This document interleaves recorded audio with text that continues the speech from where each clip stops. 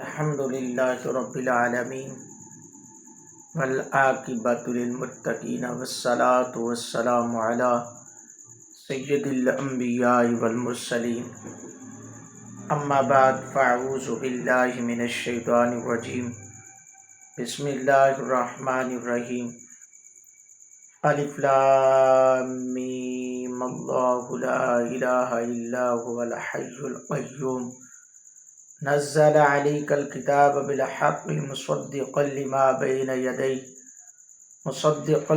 بين يديه وأنزل التوراة والإنجيل من قبل هدى للناس وأنزل الفرقان إن الذين كفروا بآيات الله لهم عذاب شديد والله عزيز ذو انتقام إن الله لا يخفى عليه شيء في الأرض ولا في السماء هو الذي يصوركم في الأرحام كيف يشاء لا إله إلا هو العزيز الحكيم هو الذي أنزل عليك الكتاب منه آيات محكمات هن أم الكتاب وأخر متشابهات فأما الذين في قلوبهم زيغ فيتبعون ما تشابه منه ابتغاء الفتنة وابتغاء تأويله وما يعلم تأويله إلا الله والراسخون في العلم يقولون آمنا به كل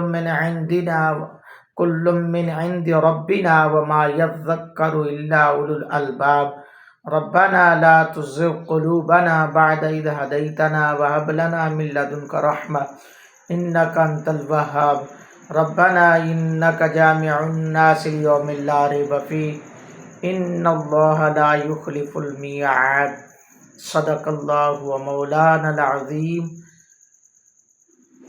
والصلاة والسلام عليك يا سيدي يا رسول الله وعلى آلك وصحابك يا سيدي يا حبيب الله الصلاة والسلام عليك يا سيدي يا نبي الله وعلى آلك وصحابك يا سيدي يا نور الله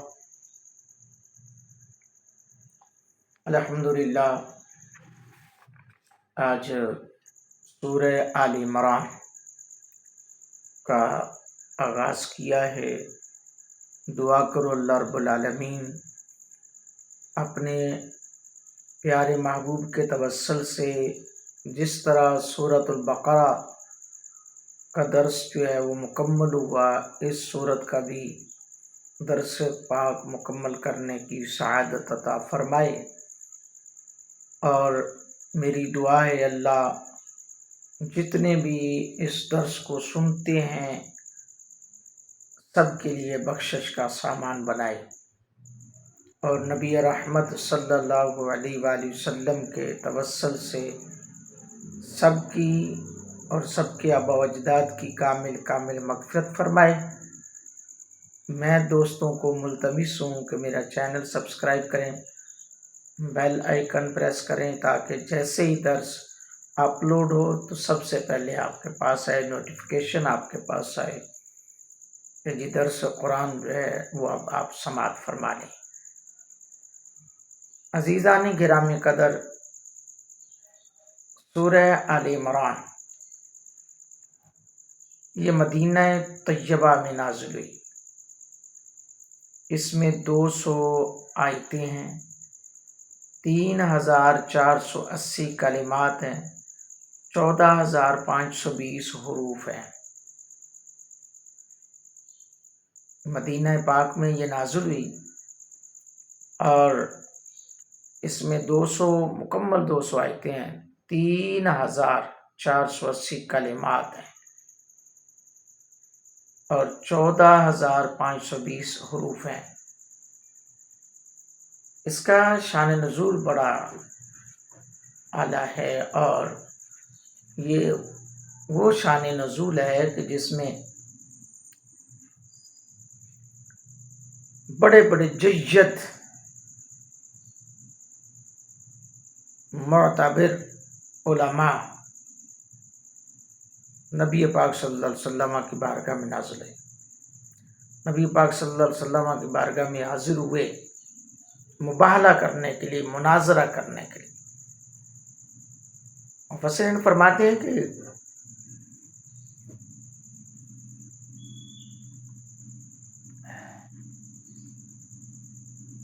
یہ وفد نجران کا وفد جو ہے ان کے بارے میں نازل ہوئی، جو 60 سواروں پر مشتمل تھا۔ اس میں 14 سردار تھے، 3 اس قوم کے بڑے اکابر و مقتدا، یعنی جس میں 14 سردار تھے اور 3 اس کے اندر بڑے اکابر مقتدا تھے، یعنی ان کے بہت بڑے معتمد علماء تھے۔ ایک کا نام عاقب، جس کا نام عبد المسیح تھا، ایک عاقب جس کا نام عبد المسیح تھا۔ یہ شخص امیر قوم تھا اور اس کی رائے کے بغیر نصارہ کوئی بھی کام نہیں کرتے تھے۔ دوسرا سردار جس کا نام ابہم تھا، یہ شخص اپنی قوم کا معتمد عازم تھا، معتمد عازم تھا اور مالیات کا افسر تھا، جو خورد و نوش کی ذخیرہ اندوزوں کی تمام تر انتظامات اسی کے حکم سے ہوتے تھے۔ تیسرا جس کا نام ابو حارثہ ابن علقمہ تھا، یہ شخص نصارہ کے تمام علماء اور پادریوں کا پیشوائے اعظم تھا۔ سرداران روم اس کے علم اور اس کی دینی عظمت کے لحاظ سے اس کا اکرام اور ادب کرتے تھے۔ یہ تمام لوگ عمدہ اور قیمتی لباس پہن کر، پوشاکیں پہن کر، بڑی شان و شوکت کے ساتھ نبی پاک صلی اللہ علیہ وسلم کی بارگاہ میں مناظرہ کرنے کے ارادے سے آئے۔ مسجد پاک میں جب حاضر ہوئے تو نبی رحمت صلی اللہ علیہ وسلم اس وقت نماز عصر ادا فرما رہے تھے۔ ان لوگوں کی بھی نماز کا وقت آ گیا، انہوں نے بھی مسجد پاک کی مشرق کی جانب متوجہ ہو کر نماز شروع کر دی۔ نماز کے بعد نبی پاک صلی اللہ علیہ وسلم سے گفتگو شروع کر دی۔ حضور علیہ السلام نے فرمایا تم اسلام لاؤ۔ وہ کہنے لگے ہم تو مسلمان ہیں، ہم تو اسلام لائے ہوئے ہیں، ہم تو آپ سے پہلے اسلام لا چکے ہیں۔ حضور علیہ السلام نے فرمایا یہ غلط ہے، یہ دعویٰ جھوٹا ہے، تمہیں اسلام سے تمہارا یہ دعویٰ روکتا ہے۔ کون سا دعویٰ؟ کہ اللہ کی اولاد ہے، اور تمہاری صلیب پرستی روکتی ہے اسلام سے، تمہارا خنزیر کھانا روکتا ہے اسلام سے۔ انہوں نے کہا کہ اگر عیسیٰ علیہ السلام خدا کے بیٹے نہ ہوں تو بتائیے ان کا باپ کون ہے؟ اللہ اکبر۔ اور سب کے سب بولنے لگے، یعنی کہ دعویٰ نہیں کیسے رہے تھے وہ چیز کہ سب کے سب نے کہا جی آپ بتائیے جی بتائیے جی، آوازیں کسنے لگی۔ حضور علیہ السلام نے فرمایا کہ تم نہیں جانتے کہ بیٹا باپ سے ضرور مشابہ ہوتا ہے؟ انہوں نے اقرار کیا کہ بالکل کوئی نہ کوئی چیزیں موجود ہوتی ہیں۔ پھر فرمایا کہ تم نہیں جانتے ہمارا رب حی لا یموت ہے، وہ زندہ ہے، اسے موت نہیں آئی۔ عیسیٰ علیہ السلام پر تو موت آنے والی ہے، انہوں نے اس کا بھی اقرار کیا۔ پھر فرمایا کیا تم نہیں جانتے کہ ہمارا رب بندوں کا کارساز اور ان کا حفیظ حقیقی اور روزی دینے والا ہے؟ انہوں نے کہا ہاں۔ حضور نے فرمایا کہ حضرت عیسیٰ علیہ السلام بھی ایسے ہی ہیں؟ کہنے لگے نہیں۔ فرمایا کیا تم نہیں جانتے اللہ تعالیٰ پر آسمان اور زمین کی کوئی چیز پوشیدہ نہیں؟ انہوں نے اقرار کیا۔ یعنی کہ ایسی ضرب حضور فرما رہے ہیں، ایسی گرفت فرما رہے ہیں تاکہ وہ اپنے ہی باتوں میں خود پھنس جائیں۔ تو نبی پاک صلی اللہ علیہ وسلم نے ارشاد فرمایا کیا تم نہیں جانتے اللہ پر آسمان و زمین کی کوئی چیز پوشیدہ نہیں؟ انہوں نے اقرار کیا۔ حضور علیہ السلام نے فرمایا کیا عیسیٰ علیہ السلام بغیر تعلیم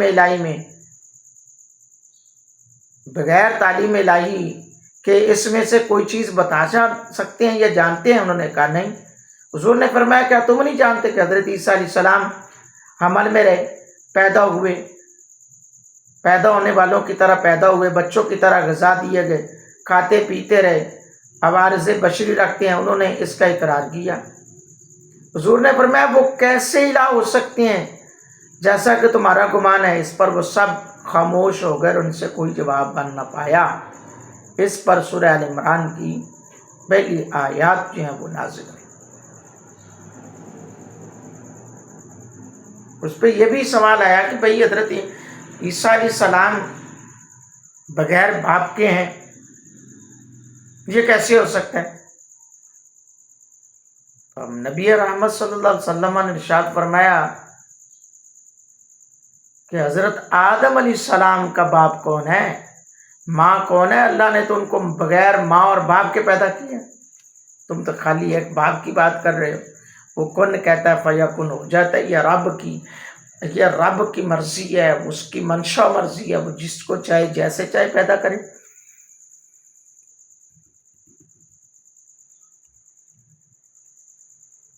اللہ فرمایا الف لام میم، یہ حروف مقطعات ہیں۔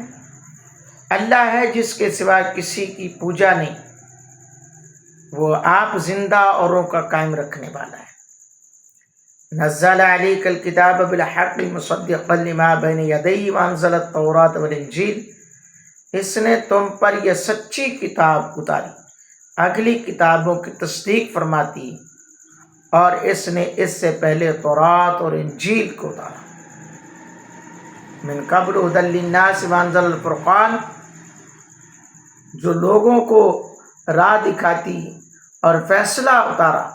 ان الذین کفروا بآیات اللہ لہم عذاب شدید، بے شک وہ جو اللہ کی آیتوں سے منکر ہوئے ان کے لیے سخت عذاب ہے۔ واللہ عزیز ذو انتقام، اور اللہ غالب بدلہ لینے والا ہے۔ یعنی انہیں تو چاہیے یہ تھا کہ قرآن پاک جیسی عظیم کتاب پر رسول اللہ صلی اللہ علیہ وسلم جیسی ذات پر اسلام لے آتے۔ کیوں؟ آج یہ دور ہے کہ جب دوسرا بندہ پہلے سے چیز اچھی لاتا ہے تو پہلی چیز کی برائیاں بیان کرتا ہے۔ کوئی بھی بندہ ہے، آپ مارکیٹ میں چلے جائیں، جو اچھی چیز ہوگی اس کی اتنی کوالٹی، اس کی اتنی تعریف کی جائے گی، اور جو اس سے کم ہوگی اس کے بارے میں اتنا بتایا جائے گا کہ بھئی یہ اس کی یہ ویلیو ہے، اس کا یہ کام ہے، اور یہ اس طرح کی چیز ہے۔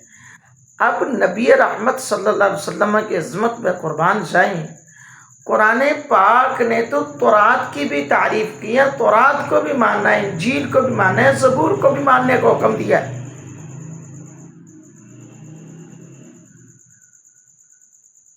تورات، انجیل، زبور جیسی عظیم کتابوں کو مانتے ہیں، ہمارا ایمان ہے، بلکہ قرآن نے تصدیق کی ہے کہ یہ سچی کتابیں ہیں، لیکن اس کے باوجود وہ قرآن کو نہ مان پائے۔ اللہ فرمایا جو اللہ کی آیتوں کے منکر ہوئے ان کے لیے سخت عذاب ہے، اور اللہ غالب بدلہ لینے والا۔ ان اللہ لا یخفی علیہ شیء فی الارض ولا فی السماء، اللہ پر کچھ چھپا نہیں، زمین میں اور آسمان میں کوئی چیز نہیں اس سے چھپی ہوئی، جتنا مرضی تم چھپا لو نہیں۔ هو الذی یصورکم فی الارحام کیف یشاء لا الہ الا هو العزیز الحکیم،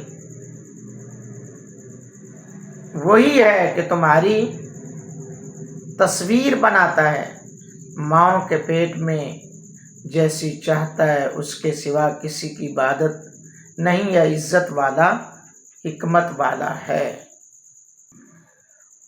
وہی رب ہے جو تمہاری تصویریں بناتا ہے ماں کے پیٹ میں۔ اللہ، نبی پاک صلی اللہ علیہ وسلم کے غلاموں،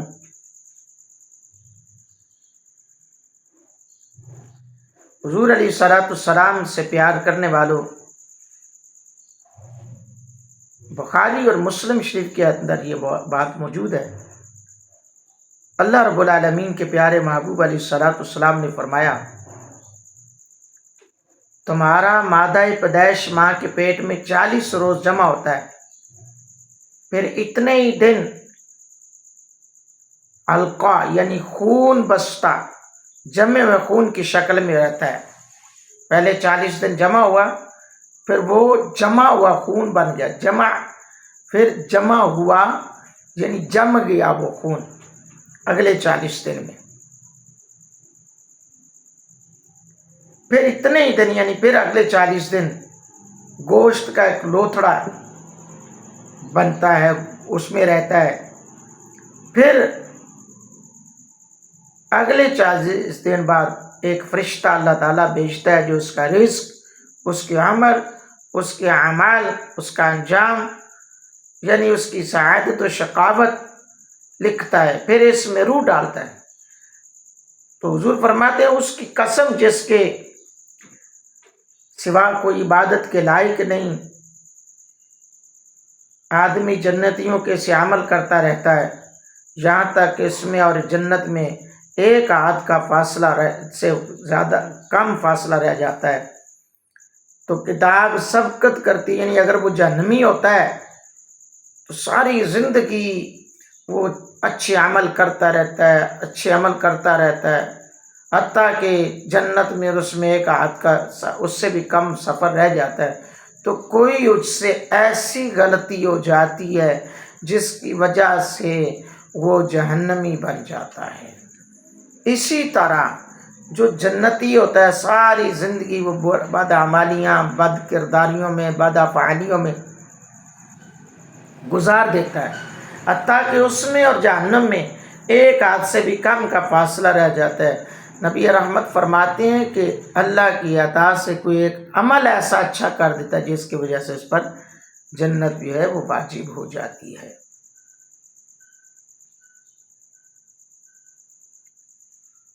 تو حضرات گرامی قدر،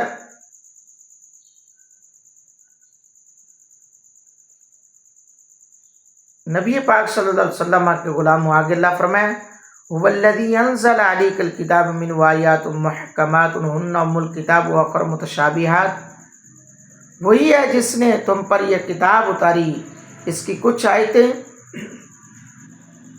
صاف معنی رکھتی ہیں، وہ کتاب کی اصل ہے، اور دوسری وہ ہیں جن کے اندر معنی کے اندر اشتباہ ہے، مشتبہ ہے، یعنی ملتی جلتی باتیں ہیں، کچھ ایسی آیتیں ہیں یعنی اس میں کوئی بھی ایسی بات نہیں ہے۔ اللہ کی آیت وہی ہے جس نے تم پر یہ کتاب اتاری اور اس کی کچھ آیتیں صاف معنی رکھتی ہیں، یعنی جس میں کوئی احتمال و اشتباہ ہے ہی نہیں، اور کچھ ایسی ہیں جن کے اندر اشتباہ بھی پایا جاتا ہے، مشتبہات پائے جاتے ہیں۔ تو یہ باتیں اللہ رب العالمین واضح فرما رہا ہے، فرمایا فَأَمَّا الَّذِينَ فِي قُلُوبِهِمْ زَيْغٌ فَيَتَّبِعُونَ مَا تَشَابَهَ مِنْهُ ابْتِغَاءَ الْفِتْنَةِ وَابْتِغَاءَ تَأْوِيلِهِ، اور ان کے دلوں میں کجی ہے اور اشتباہ والی کے پیچھے پڑتے ہیں، گمراہی چاہتے ہیں اور اس کا پہلو ڈھونڈتے ہیں کی کوشش کرتے ہیں۔ وَمَا يَعْلَمُ تَأْوِيلَهُ إِلَّا اللَّهُ، اور اس کا ٹھیک پہلو اللہ ہی کو معلوم ہے۔ وَالرَّاسِخُونَ فِي الْعِلْمِ يَقُولُونَ آمَنَّا بِهِ، پختہ علم والے کہتے ہیں کہ ہم اس پر ایمان لائے، سب ہمارے رب کی طرف سے ہے، کل من عند ربنا وما يذکر الا اولو الالباب، اور نصیحت نہیں مانتے مگر عقل والے. یعنی وہ جن کے دلوں میں کجی ہے، یعنی گمراہ اور بد مذہب لوگ جو ہوائے نفس کے پابند ہیں. جیسا کہ عموماً ایسے مسائل کو ڈھونڈا جاتا ہے جس میں تھوڑی بہت لچک ہوتی ہے، تو عموماً ان چیزوں کی طرف لوگ جاتے ہیں،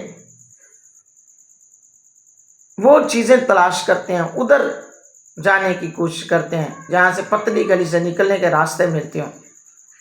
فرمایا ہر معاملے میں نہیں ہے کہ اپنی مرضی سے تمہارے مسائل نکلیں اپنے خواہشات کے مطابق، باوجود کہ وہ تعویل کے اہل نہیں. حقیقت سے ہوں یا مجاہد سے. مروی ہے کہ حضرت مجاہد سے مروی ہے کہ میں ان میں سے ہوں جو متشابہ کی تعویل جانتے ہیں. حضرت انس بن مالک رضی اللہ تعالیٰ عنہ سے مروی ہے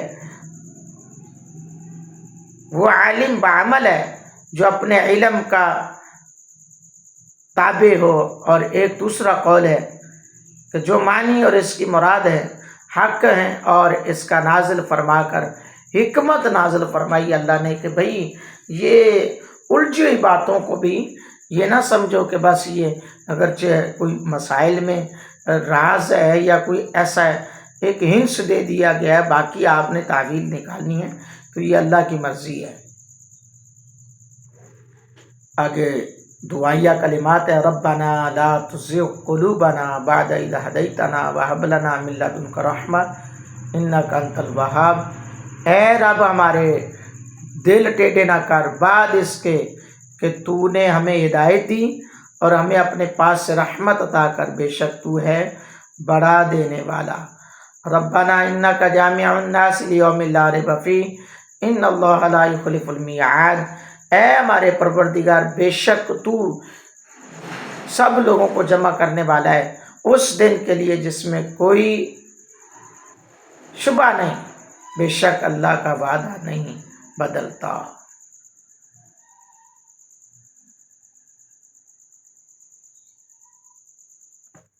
اللہ اکبر. حضرات گرامی قدر، اللہ کی ذات کے وعدے پورے ہوتے ہیں، اللہ اپنے وعدوں کو نہیں مکرتا. ہم تو ہیں نا، جب عالم ارواح میں سب نے کہا کہ اللہ نے پوچھا نا الستو بربکم، سب نے کہا قالوا بلی. آج ہم دنیا میں آئے تو بھول گئے، اس خدا کی عبادت کو بھول گئے، اس بارگاہ میں جھکنا بھول گئے، اس بارگاہ میں سجدے کرنا بھول گئے. اور تاکہ لوگ تو اس بارگاہ کو پہچاننے سے بھی منکر ہو گئے، اس بارگاہ کو پہچان بھی نہیں پا رہے. میرے دوستوں، میرے محبوب کے غلاموں، یہ وہی خدا ہے جس نے ساری کائنات کو بنایا ہے. وہ حی لا یموت ہے، وہ حی قیوم ہے، اس کو موت نہیں آتی، وہ زندہ ہے، وہ واحد ہے، وہ یکتا ہے، وہ احد ہے، وہ صمد ہے. اس ذات پر ہمارا اعتقاد ہونا چاہیے اور اعتقاد کامل ہونا چاہیے. وہ ہر چیز کو پیدا کرنے والا ہے، وہ ہر چیز کا خالق ہے. اب دیکھیں اللہ رب العالمین، آج کے درس میں یہ بات ہے کہ 40 دن کا اللہ ایک پیریڈ ٹائم فریم ہے. حضور نے ٹائم فریم دے دیا کہ 40 دن خون جمع ہوا، 40 دن تک وہ ایک خون کا لوتھڑا الکا بن گیا. پھر وہ 40 دن تک خون کا لوتھڑا رہا. پھر اس میں اللہ نے فرشتوں کو بھیجا، اس کے اعضاء بنے، اعضاء کے ساتھ فرشتے آ کر اس کے جسم میں روح ڈالتے ہیں.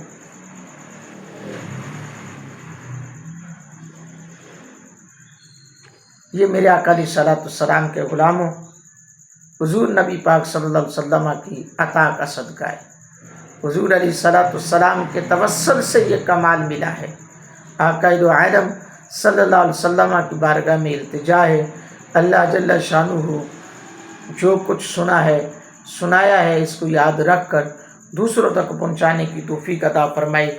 اور میری یہ بھی دعا ہے جو درس قرآن کو سنتے ہیں دوسروں تک پہنچاتے ہیں، اللہ ان سب کے لیے بخشش کا سامان بنائے، ان کے آباء و اجداد کے لیے بخشش کا سامان بنائے. ان کے اہل خانہ کے لیے بخشش کا سامان بنائے۔ اللہ رب العالمین ہم سب کو قرآن و سنت پہ عمل کرنے والا بنائے، آمین ثم آمین۔